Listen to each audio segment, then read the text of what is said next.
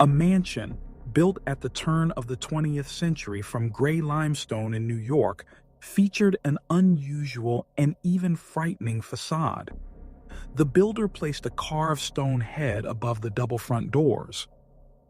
Wings sprouted from the head, and its ferocious mouth was open, revealing sharp teeth. Legend had it that the stone monster guarded the entrance, keeping its inhabitants safe from all evil. Irene Silverman lived in this house.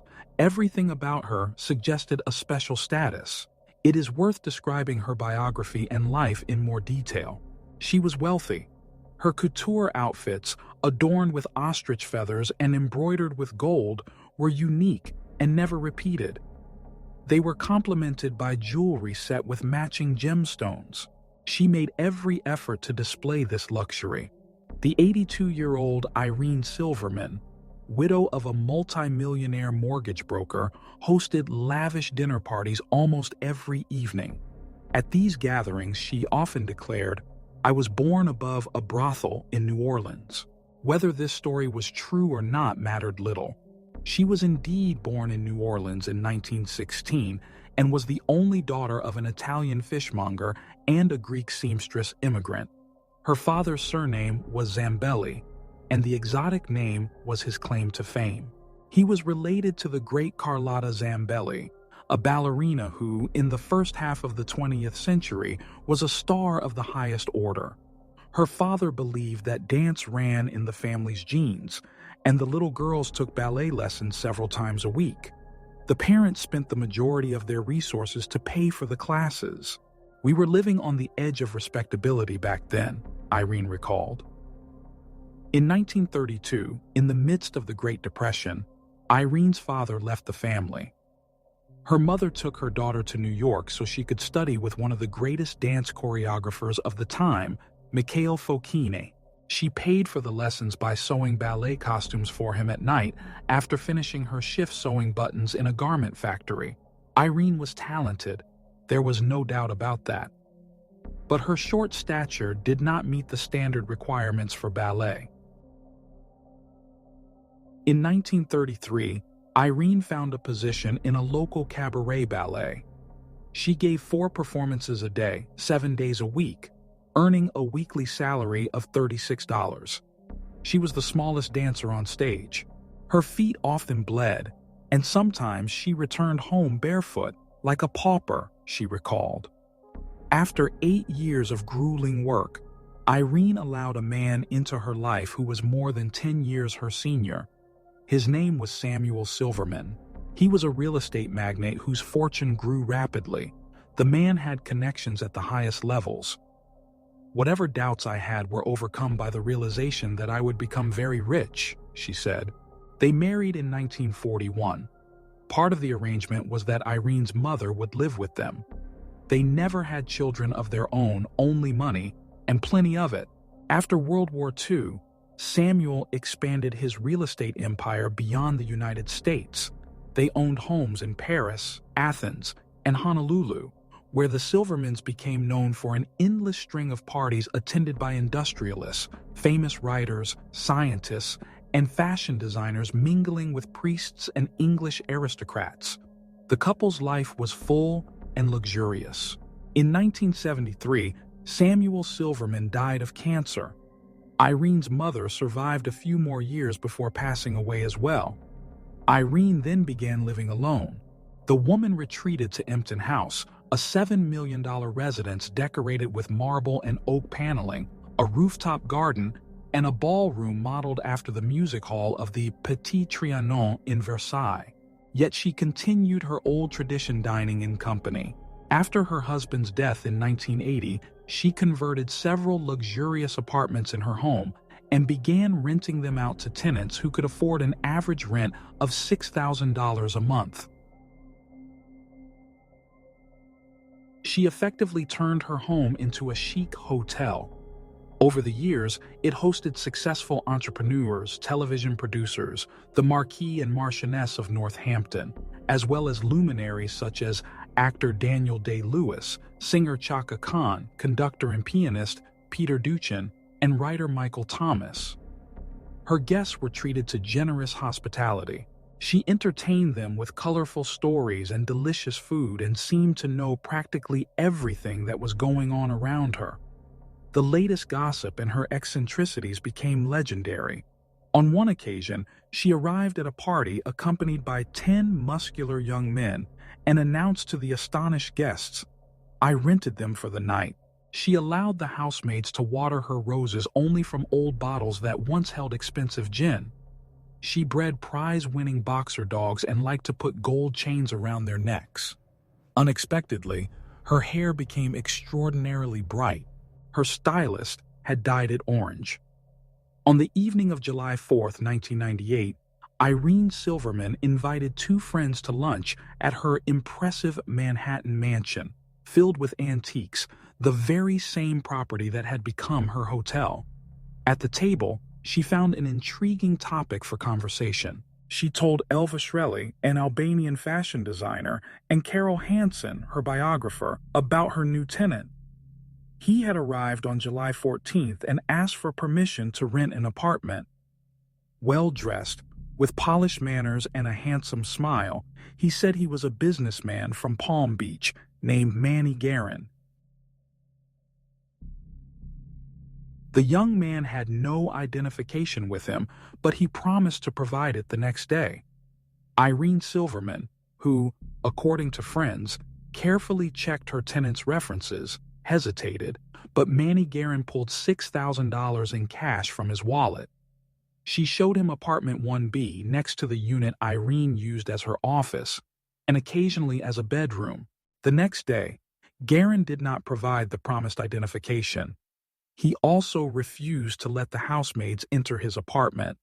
Moreover, he had a strange visitor, an elderly woman who seemed to hide her face from everyone.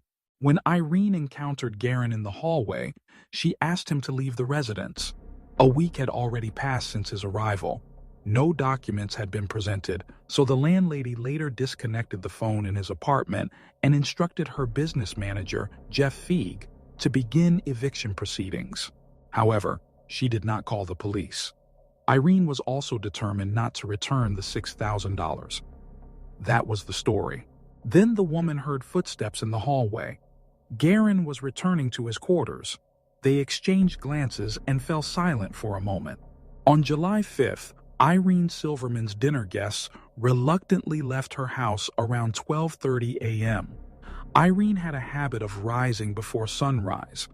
Early on the morning of July 5th, one of Irene Silverman's maids, the only servant on duty that day, saw her near the office apartment, dressed in a robe and slippers.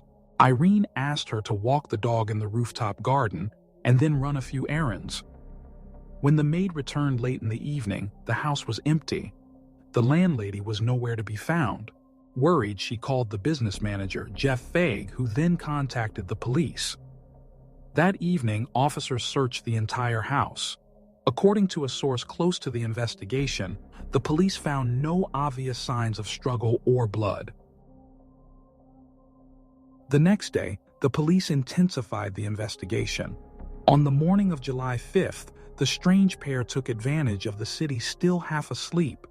It was none other than Manny Guerin and the mysterious lady who kept her face hidden. They left the mansion, dragging a huge suitcase behind them. The woman, who appeared to be around 60, constantly muttered to herself, barely restraining her frustration. Her voice was raspy, like a long fingernail slowly scraping against glass. The young man walking beside her, about 20 years old, was not very tall but muscular, with wavy hair. He hauled the luggage to a green Lincoln Town car. As the city slowly stirred from its holiday hangover, the man lifted the heavy load into the enormous trunk of the expensive vehicle. When he closed the trunk lid, the woman yelled at him again for making noise, even though her own voice was far louder. The woman's name was Sante Kimes. She was 64, and the young man beside her was her 23-year-old son, Kenny. Sante's life story bore some resemblance to Irene's biography, only far more incredible. Sante was born in July 1934 on the outskirts of Oklahoma City. Her father, Ratan, was from East India. Her mother, Mary, was an Irish immigrant. Sante was the third of 4 children. After they moved to Southern California in the late 1930s, her father abandoned the family. Her mother became a prostitute in Los Angeles, and the children ended up in foster homes or orphanages. Sante was the last to be separated from her mother and grew wild on the streets of the City of Angels. She wandered near a soda shop on one of Los Angeles's main streets. The couple who owned the shop, Kelly and Dorothy Seligman, also owned a movie theater in the same neighborhood and occasionally let the homeless girl in for free. Dottie Seligman had a sister who was unable to have children with her husband. Edwin and Mary Chambers were more than willing to share their home with the girl. They adopted her when she was about 11 or 12 years old. She was given the name Sandra Chambers. At first glance, Sandra, or Sandy, seemed to fit easily into the life of a middle-class girl living in a house with a white picket fence and perfect lawns. In high school, she earned decent grades, was a member of the Spanish club, and served on the senior class committee. The girl appeared in several school plays and ran for student council. She had a marvelous sense of humor. Throughout high school, she dated Edward Walker, an athlete and the most popular boy in school. According to former classmates, she was very domineering and capable of manipulation. In 8th grade, Sandy bought cheerleader uniforms for herself and her best friend Ruth. Neither girl was actually a cheerleader, but during halftime they would run onto the basketball court before the real cheerleaders came out from the stands. The Chambers loved their adopted daughter and were proud of her. Her clothes were better than those of any other girl at school. She took horseback riding and French lessons. She had it all. In 1951, however, her darker side began to emerge. Sandy went shopping using her adoptive father's credit card without permission. Her escapade ended with nothing more than a stern talk from her adoptive parents and a few days of house arrest. Suddenly, her biological mother appeared. She begged Sandy to come back, but of course, Sandy chose to stay with her adoptive family. On her high school graduation day in June 1952, Sandy planned to go to college, earn a degree, and become a journalist.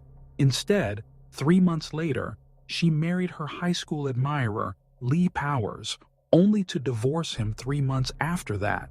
She worked in Sacramento in clerical positions before enrolling in a women's college in San Francisco, run by nuns, where she studied journalism. In 1956, Sandy returned to Sacramento, married her high school boyfriend, Ed Walker, and gave birth to a son, Kent. Ed Walker, who divorced Sandy a few years later, refused to discuss her. He is now an architect in Carson City. According to their son, Ed left Sandy because of her endless affairs and thefts. She simply could not stop. During a family quarrel, she threw a knife at Ed, which lodged in his hand. In 1961, Sandy was arrested in Sacramento for yet another theft, and her husband renounced her. He had endured a lot from her, and one day he left, taking their son with him. For the most part, Sandy's son Kent lived with his father. Sandy then took to the streets of Los Angeles, alternating between prostitution and other crimes. Court records show that she was arrested for grand theft in Los Angeles in 1965 and for auto theft just a few days later in Norwalk, California. Sandy walked into a Cadillac dealership and asked the salesperson to let her test drive a convertible. She never returned the car, driving it for months as if it belonged to her. When the police caught her behind the wheel of the stolen Cadillac, she claimed she had been given the car for a test drive, and that is exactly what she was doing. She was still test driving it. The names Sante and Sandy, along with several aliases, filled the police bulletins of Southern California. In 1968, she was charged in Glendale, and the following year faced another grand theft charge in Riverside. The woman earned money through prostitution in Palm Springs and, constantly changing her name, fled from city to city to avoid accountability for her actions. Communication with her adoptive parents had been severed. Mary Chambers, her biological mother, died of cancer in 1969, and Sante, by now the name she mostly used, did not attend the funeral. By this point, Sante was seeking a substantial gain. In her dreams, she imagined a wealthy man who could provide for her lifestyle, and soon, such a man appeared. His name was Kenneth Kimes. Kenneth Kimes was born in Prague, Oklahoma, in 1916. He ran a construction business together with his wife, Charlotte. They had 2 children, a boy and a girl. After building several residential complexes and trailer parks, they began focusing on what fit best with the car and road boom of the time motels. They built at least 30 such motels. Their most famous and profitable project was the 100-room Mecca Motel, built directly across from the newly opened Disneyland. Soon, Charlotte discovered that her husband had dozens of mistresses living in the motels they had constructed. She filed for divorce in 1963, but Ken Kimes hired a former California Attorney General to represent his interests. As a result, Ken received the majority of their fortune. Kenneth Kimes met Sante, as he believed, by chance, but of course, it was not accidental. Sante had seen an article in a magazine about California millionaires in 1971, which included Kenneth among others. Kenneth Kimes, whose fortune was estimated at up to $50 million, appealed to her in photos, not to mention his presumed wealth, and she began circling him like a hawk. The woman wore white clothing and pearls, drifting in a cloud of prideful fragrance. She favored high hairstyles, back combing, and bold makeup. Sandy posed as Elizabeth Taylor. There was no doubt she was a femme fatale, impossible to ignore. She appeared in the same venues that Kenneth frequented.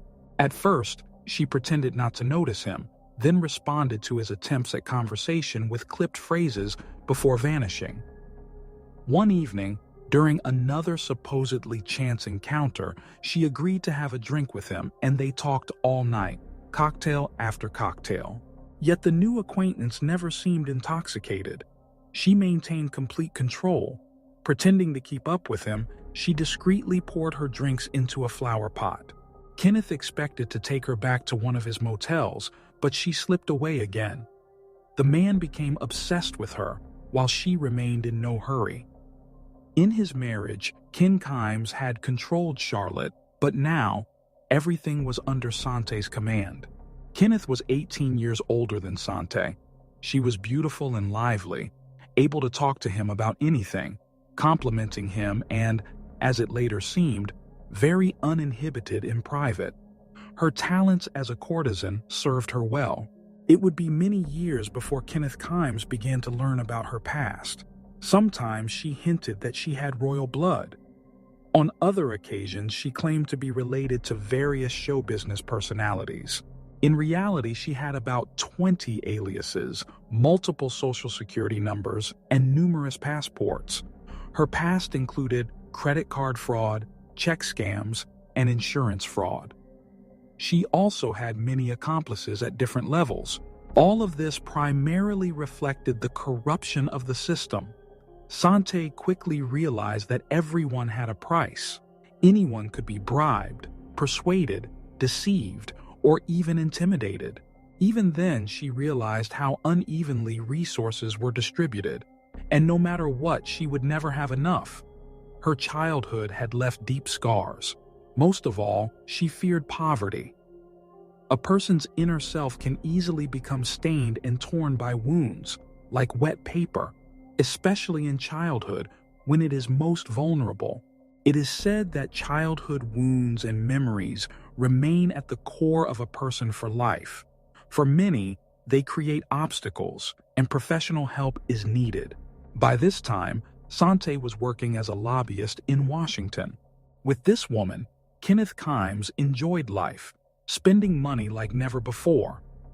He and Sante bought a magnificent oceanfront home on Portlock Road in Honolulu, rented another on the Bahamas, and owned at least one house in Las Vegas and a villa in Santa Barbara. Each home had its own staff.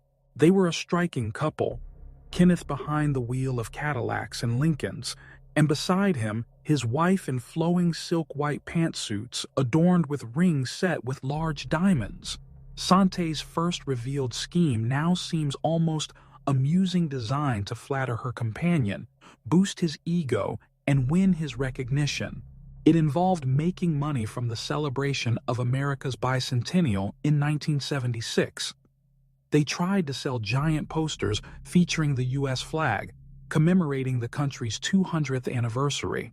They believed that if they were seen in the right Washington circles, photographed in the right places with the right people, the government would display their posters across the country and sell any surplus through post offices.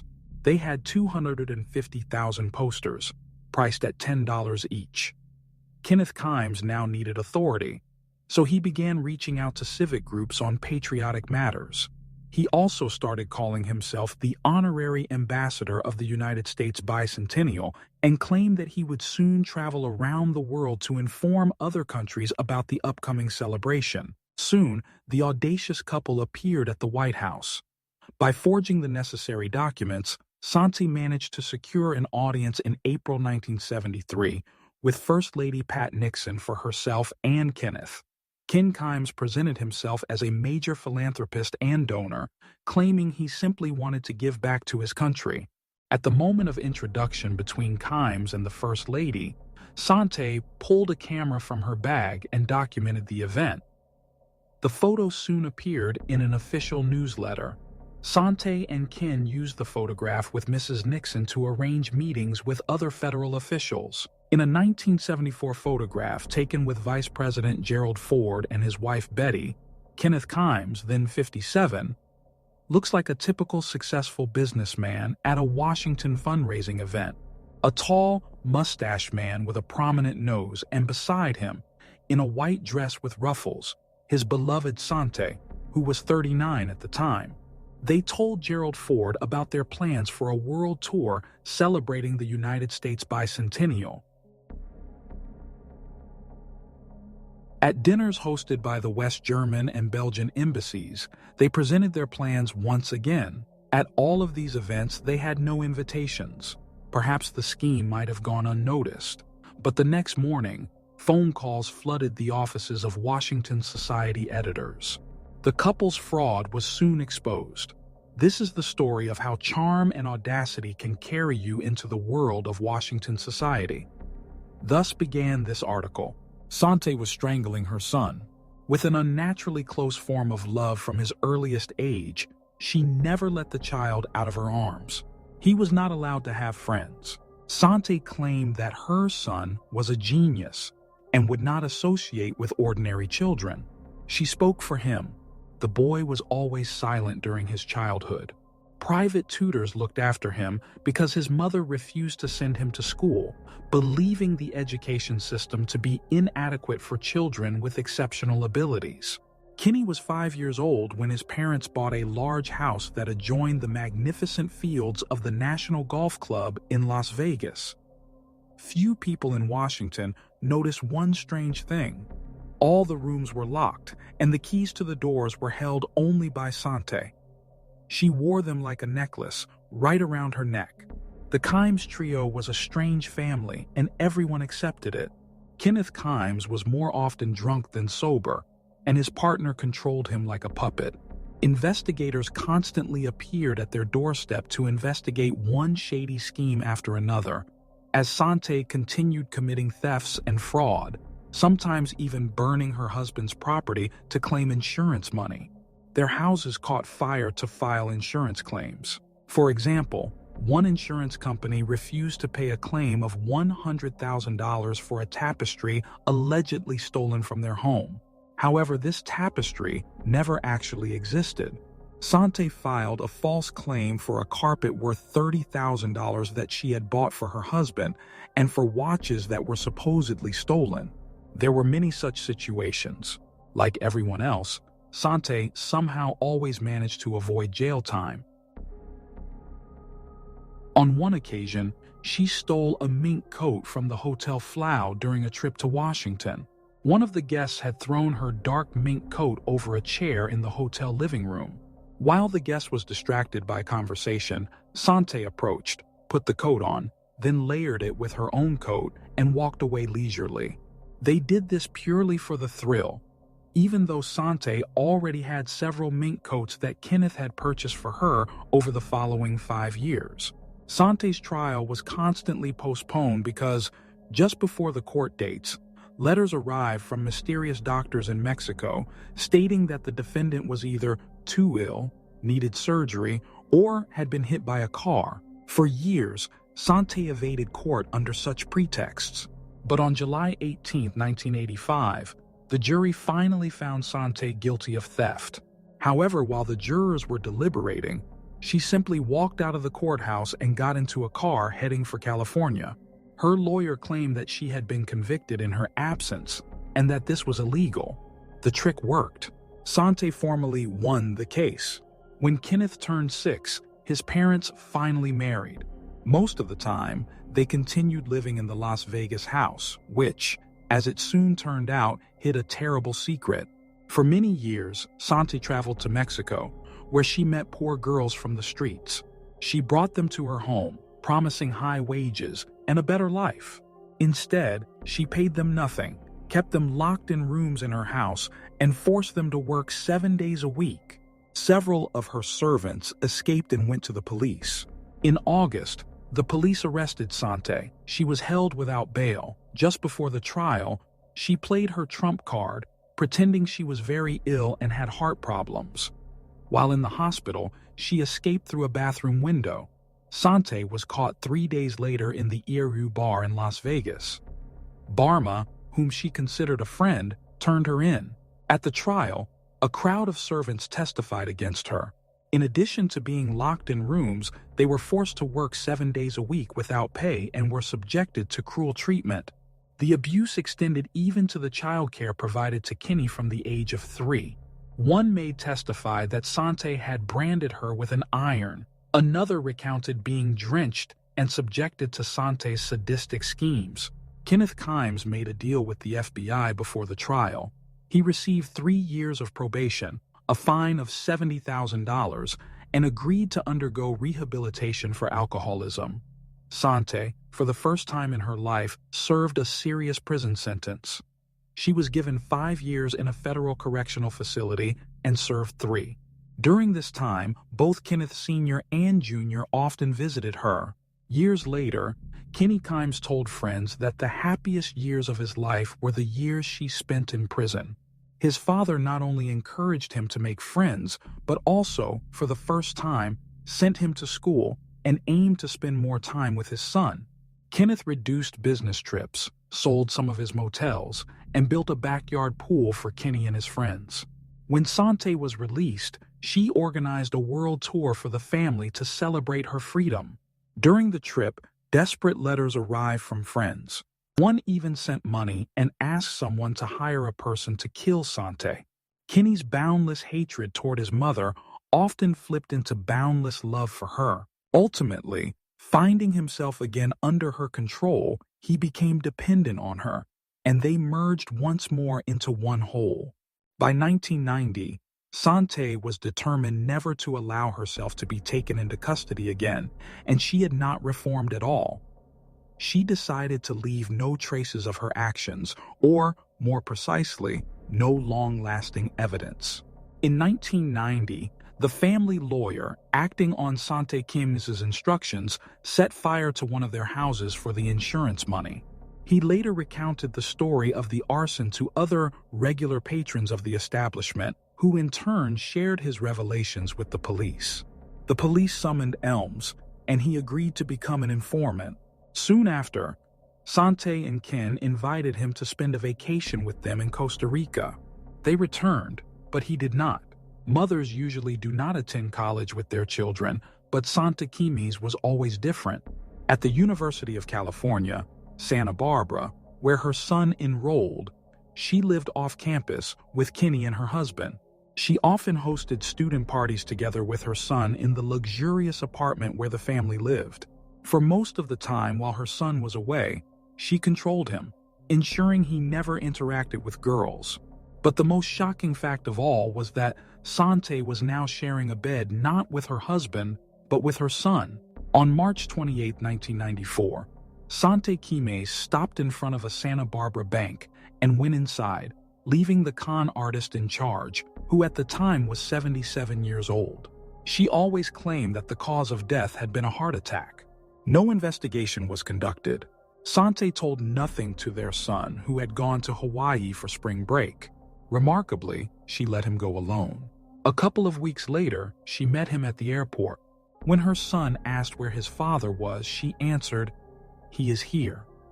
And with a chilling motion, worthy of Nina King, she scattered Ken Sr.'s ashes into the urn. Sante then produced 2 airplane tickets again to Hawaii. There, mother and son scattered the elder Ken's ashes over the waves of the Pacific Ocean on a beach near Honolulu. Sante never revealed the death of her husband to anyone. When his children from his first marriage or old friends called, she said that he had gone to Japan to build a motel. In his will, written in 1963 and never amended, Kenneth Kimes left his entire estate to his 2 children from his first marriage. It is said that by the time of his death, he had stopped trusting and had begun fearing Sante. She never had access to her husband's money. All bank accounts, stocks, and real estate were in Kenneth's name. Faced with the prospect of losing his fortune, Sante began forging his signature on various documents and kept the fact of his death a secret from his heirs for nearly 2 years. During this time, according to family members, she depleted his savings. What exactly she did with Kenneth Kimes' estate remains unknown. She told a family friend that she lost about $3 million in a deal in Hong Kong. She also allegedly had business in Cuba, including an enterprise connected to cigarette smuggling. Later, she had a partnership with Sheikh Khalifa bin Jassim Al Thani, a member of Qatar's ruling family, whom she visited in October 1996 to discuss a new internet venture. According to later statements, the Sheikh's family owned Gulf Union Bank in the Cayman Islands, where 50-year-old Saeed La Ahmed worked as an investigator of troubled accounts until he disappeared on the night of September 5th. In 1996, after a dinner with Sante and her son at a restaurant, John Dottie, a private detective hired by Kenneth Kimes' older children to track his assets, believed that Ahmed may have discovered irregularities in Kenneth Kimes' accounts. According to John Dottie, Ahmed's hotel room in Nassau and his apartment in the Cayman Islands had been emptied beforehand, suggesting that Sante could have been in collusion with someone more politically influential. Sante also enlisted the help of Kenneth's old real estate friend, David Cadine. Later, forged signatures of David Cadine were found on a number of notarized documents. David Cadine got caught in the scheme. Most likely, he had tried to withdraw from it, but despite threats, his body was found in a trash container near Los Angeles Airport in March 1998. In 1998, Kenny dropped out of college. Sante became a grandmother, and together they began traveling across the country, committing thefts of cars, expensive clothing, handbags, and jewelry. They were wealthy, trusted, and nobody suspected that such people would steal. Sante called Jim Kane, a sales manager at Parkway Motors in Sur City, Utah, and told him she wanted to buy a Lincoln Town car with very, very dark tinted windows. She said she did not want to pay for a new car, so they settled on a slightly used turquoise Lincoln, for which Sante traded in her 1993 Lincoln and was supposed to pay $15,000. In February, after the car was delivered to the mother and son at the Beverly Wilshire Hotel in Los Angeles, the check was rejected. Sante continued her schemes involving arson of various properties covered by legitimate insurance policies, as well as minor thefts, such as lipsticks or perfumes from cosmetic stores. As always, Sante would point to a desired item, and Kenny would remove it from the store within moments. A tabloid reporter nicknamed them Mom and Clyde. After stopping in Las Vegas, They traveled south to Louisiana and then to Florida. In Florida, Sante met an elderly woman from a wealthy family. Mother and son then left Florida and traveled to New York, several months before Ren Silverman met Kenny Kimes. They monitored her movements, investigated her finances, and spied on her. Kenny, dressed in an expensive jacket, immediately gained the trust of the mansion's owner, Irene. Kenny now lived with his mother in an apartment in that house, planning to kill its owner. Sante intended to tell the staff that her supposedly dear friend Irene had sold her real estate to her, and, if necessary, Sante would show them the deed, which, of course, would be forged and notarized by a corrupt notary. She thought the servants would believe her story. When they asked where Irene was, Sante would say that Mrs. Silverman had gone on a long European vacation. On the morning of July 5th, when the house was empty, Sante and Kenny cornered Irene in her room. They shot her in the head with a stun gun, which paralyzed her, and then Kenny strangled her. Afterward, they wrapped her in a shower curtain purchased specifically for this purpose and secured it with duct tape. They stuffed the body into a suitcase. The suitcase with the body was placed in a car, and Sante and her son raced through the block, turned onto Nassau Avenue, and merged into the stream of ubiquitous yellow taxis. After disposing of Irene's body at a construction site in a New Jersey suburb, they returned to New York, ready to carry out the rest of their plan. Sante then called her old acquaintance, Pat Patterson, who lived in a trailer park in Las Vegas. Patterson sold weapons, did odd jobs for them, and could keep his mouth shut, or so they thought. Sante told him that they needed him to manage the New York mansion for several weeks. In reality, in case of failure, they planned to frame him. This proved to be Sante's biggest mistake. The FBI had been monitoring Patterson for several weeks and had tapped his phone. "Lead us to her," they told Patterson, "and we will not prosecute you for illegal arms sales." When Sante and Kenny disposed of Irene Silverman's body and returned to the New York hotel, they were immediately surrounded by federal agents.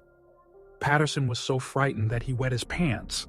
Sante remained brazen, using an alias and loudly proclaiming her innocence.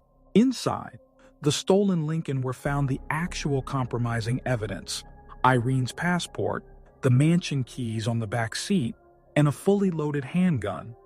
There were also property transfer documents and a notebook in which Sante had repeatedly recorded notes. In the car were an empty stun gun box, blank social security cards, handcuffs, extra license plates, and walkie-talkies. Sante claimed that the police had, for many years, concealed evidence that Irene Silverman had run a brothel and had hindered them. She insisted that the police were responsible for the woman's disappearance, and then blamed everything on them and her son. She later gleefully interacted with journalists, crying in front of them and portraying herself as a victim. Sante and Kenny appeared in court in the spring of 2000, even dressed in an old black pantsuit and a wrinkled puffer jacket, with her gray hair tied in a careless bun. Sante stood out with her dark, expressive eyes accentuated by thick, dramatic black eyebrows. She conducted herself almost regally, warmly smiling at her four lawyers who surrounded her. A few moments later, Kenny was brought in, also in handcuffs. In a gray-blue shirt, striped tie, and blue jeans, he received a radiant, loving smile from his mother. Throughout the trial, they constantly whispered to each other as if she were conducting a board meeting for a corporation. After several months of testimony, the jury found Sante guilty of 58 different crimes, and Kenny was charged with 60 offenses. Sante was sentenced to 20 years in prison and Kenny to 125 years. Several months later, Kenny attempted to escape, taking hostage reporter Maria Zono and pressing a pin to her throat. After 3 hours, he was subdued.